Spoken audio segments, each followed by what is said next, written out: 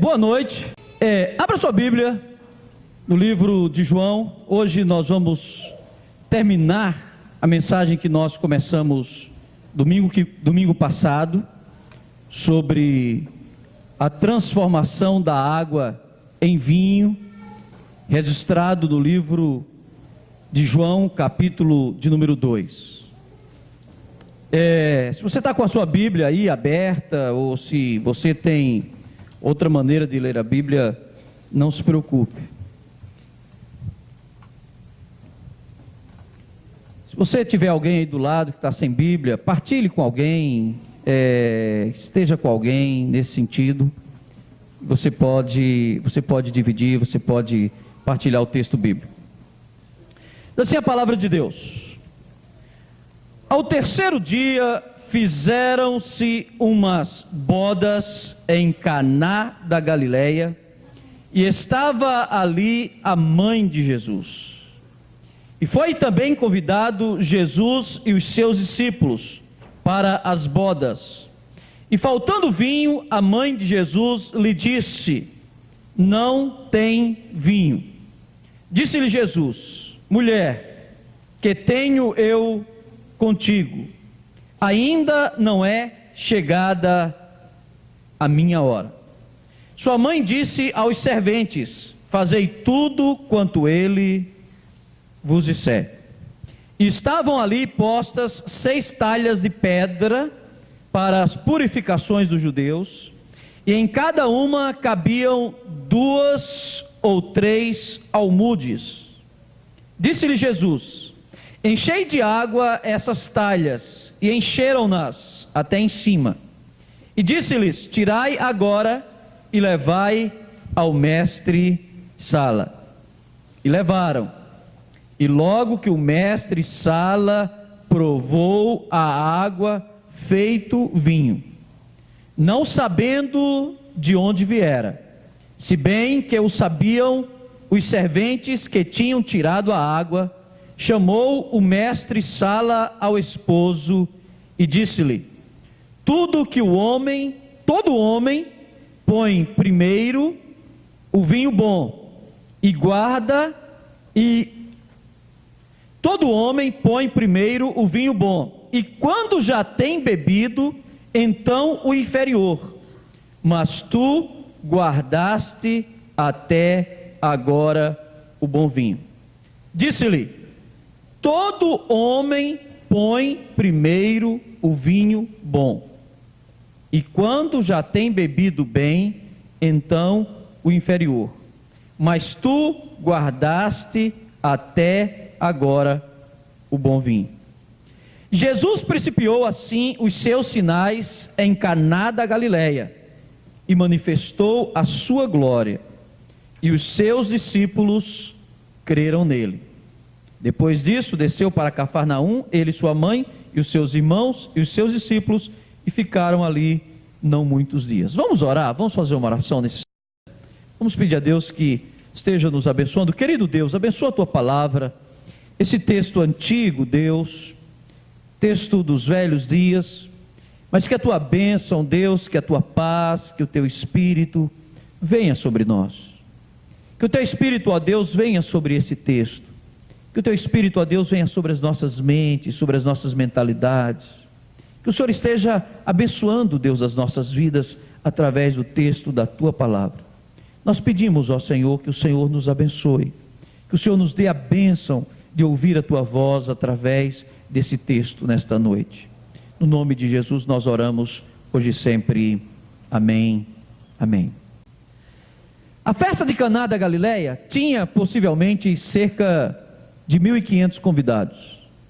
É possível que estivesse entre 1.000 e 1.500 pessoas ali, a julgar pela quantidade de vinho que Jesus multiplicou, que eram em torno de entre 420 e 720 litros, podendo chegar até a 1.500 garrafas de vinho. Então dá para ver que Jesus ofereceu naquele banquete uma quantidade muito grande de vinho. E como você acompanhou o texto, como você pode ver, o grande detalhe do livro de João e do milagre da multiplicação, o único diálogo presente nesse momento, não é simplesmente o diálogo da multiplicação. Não existe aquela motivação, não existe aquela euforia em cima do acontecimento de que Deus é bom, Deus é grande, Deus é maravilhoso, Deus pode fazer. Olha, veja o que Deus fez, veja o que Jesus fez. Jesus transformou a água em vinho. Esses detalhes da maravilha do milagre não estão escritos no texto. A Bíblia diz que apesar dos convidados serem muitos, apenas um grupo pequeno de pessoas creu em Jesus e viu as suas maravilhas. É certo que o vinho que Jesus ofereceu a todos aqueles convidados era um vinho melhor, um vinho de qualidade extremamente melhor. O próprio homem, o responsável pelo cerimonial, quando provou o vinho, falou: esse é o melhor vinho dessa festa. Os judeus festejavam 4, 5, 6, 7, 8 dias. E aí acontece o diálogo, que eu quero chamar a sua atenção e chamar a nossa atenção para esse diálogo. Quando nós tomamos esse texto da palavra de Deus às mãos, nós vamos descobrir que aquele homem chamado de mestre-sala, ou mestre da cerimônia, ou responsável pelo cerimonial, aquele homem não ficou satisfeito com a atitude de Jesus. A atitude do mestre, a atitude do homem, não foi uma atitude de aprovação, foi uma atitude de reprovação. E ele procura o noivo, entendendo que a atitude havia sido promovida pelo noivo. Ele procura aquela pessoa que veio ali, que estava ali, responsável pela festa, e falou o seguinte: olha, preste atenção, eu vou te dizer, todo homem põe primeiro o bom vinho. E aqui eu quero que a gente tire a primeira reflexão para as nossas vidas hoje à noite. Eu diria que na vida de muitas festas, na vida de muitas festividades, na vida de muitos banquetes, na vida de muitos acontecimentos, existe algo que eu chamo de banquete da ilusão, festa da mentira, festival do engano.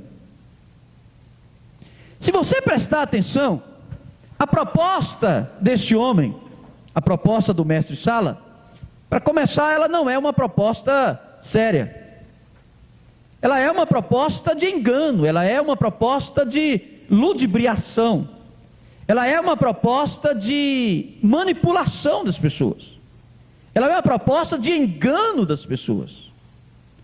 Porque segundo ele que era mestre de festa, que já havia feito muitas festas para muitas pessoas, ele que, ao que tudo indica, foi contratado naquela época por uma família de classe média alta, porque ninguém contratava mestre de cerimônia naquela época sem ter recursos, ele que possivelmente fez os preparativos e no final não deu certo, ele chegou para Jesus e disse: todo homem coloca primeiro o bom vinho, e quando as pessoas já têm bebido, as pessoas começam a oferecer algo inferior.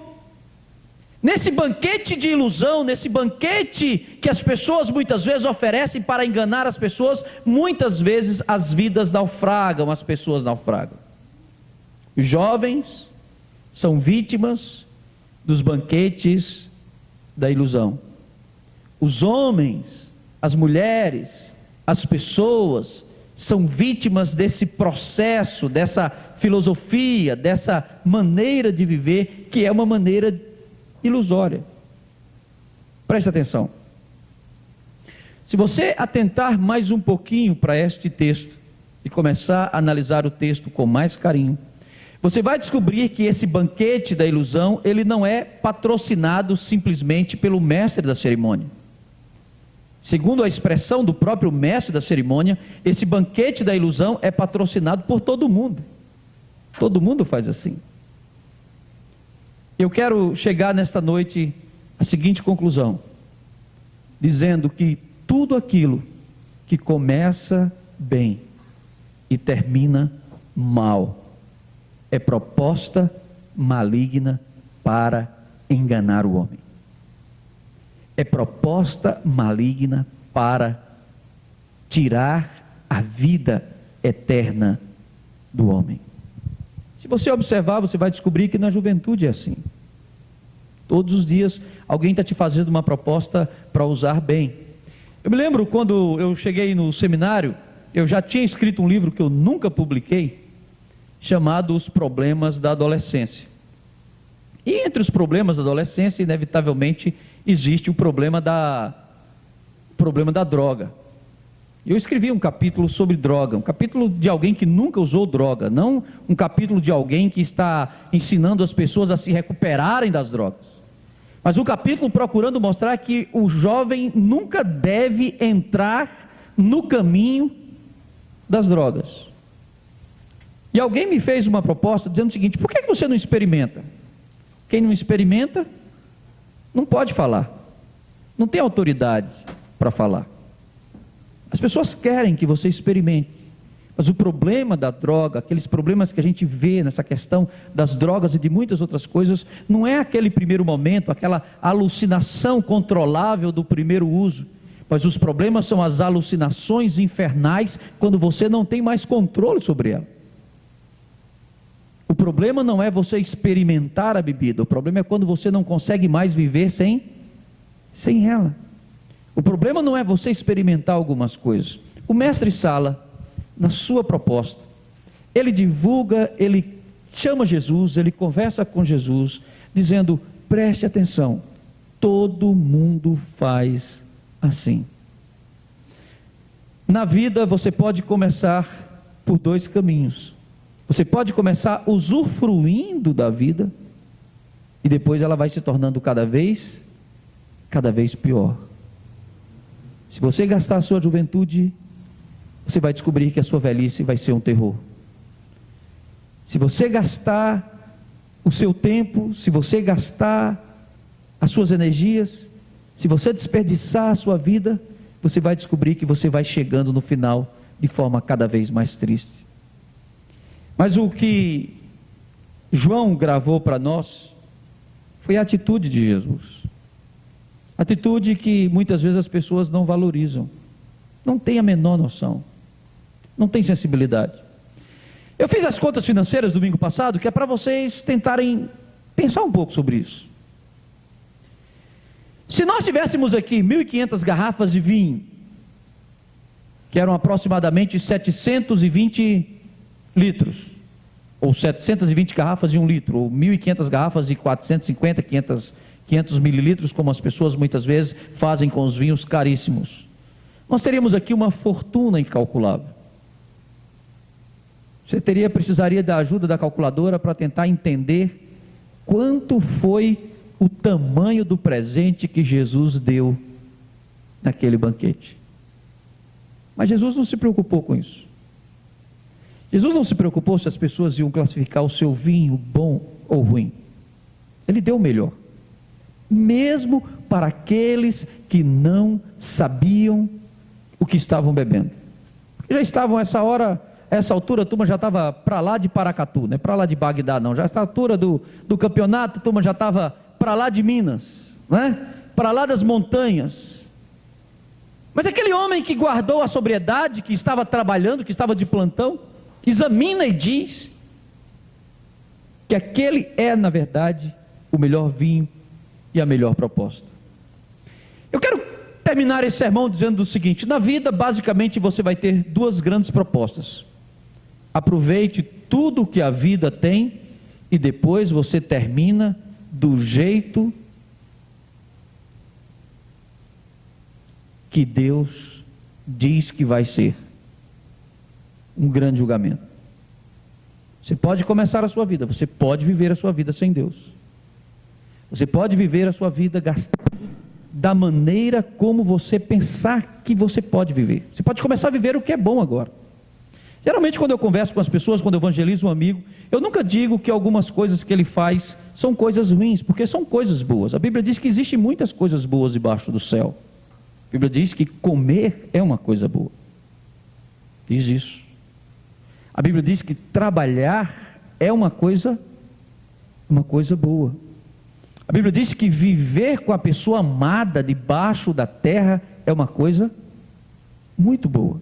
Você pode viver muitas coisas boas aqui na terra, mas o problema não é começar bem, o problema é terminar bem.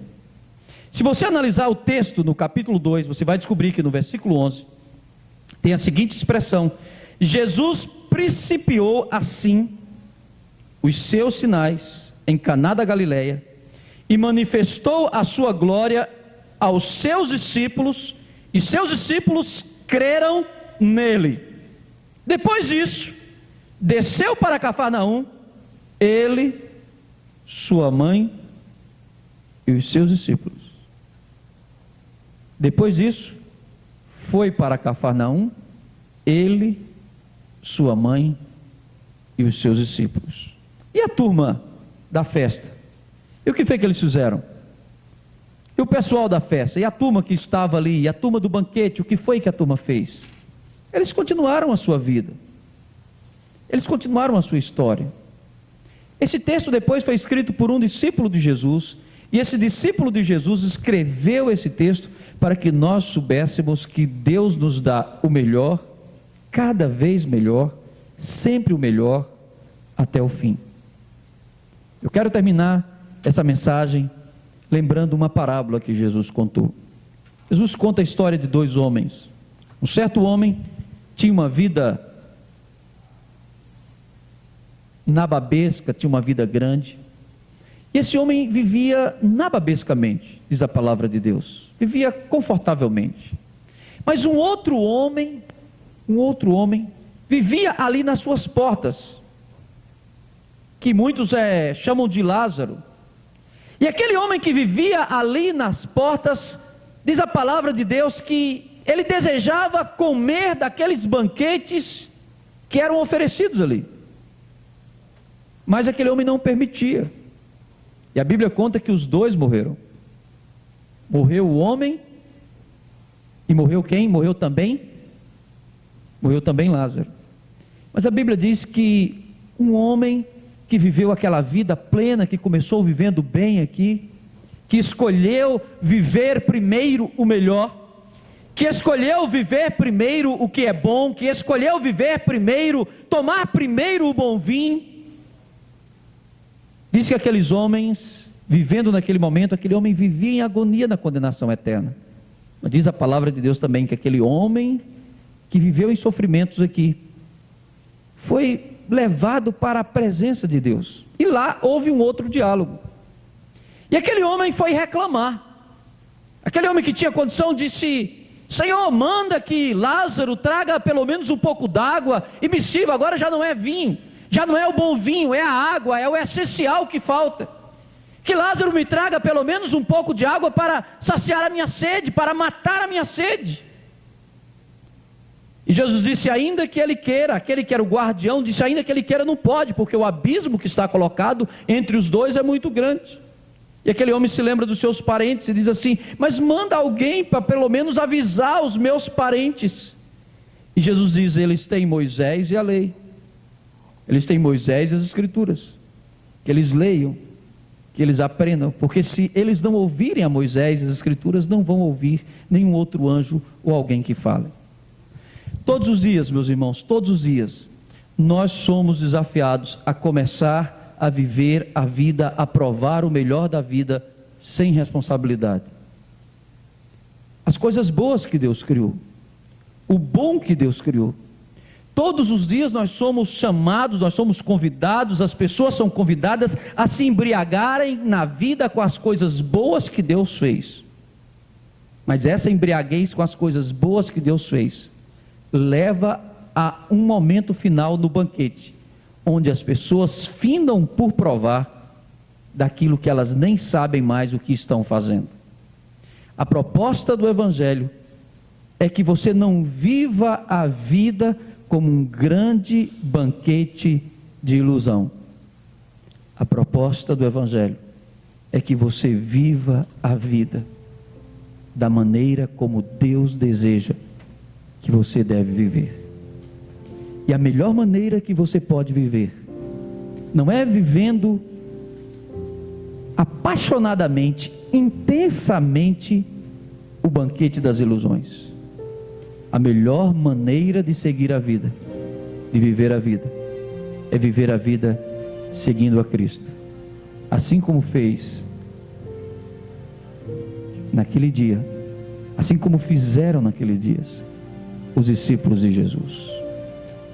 Que Deus nos abençoe. Vamos ficar de pé, vamos fazer uma oração, vamos orar nesse instante. Querido Deus, abençoa a Tua palavra, Senhor. Abençoa, Deus, a Tua palavra nesse dia, nesta oportunidade.